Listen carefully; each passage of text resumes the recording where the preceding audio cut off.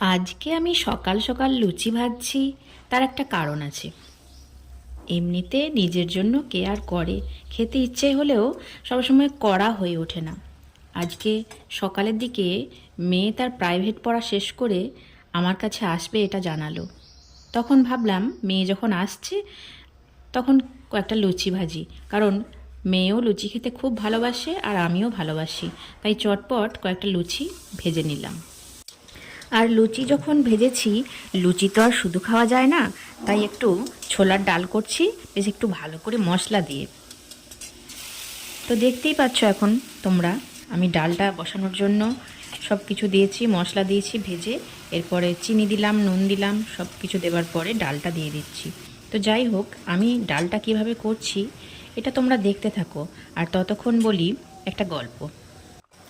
আমার মেয়ে লুচিটা খুব পছন্দ করে।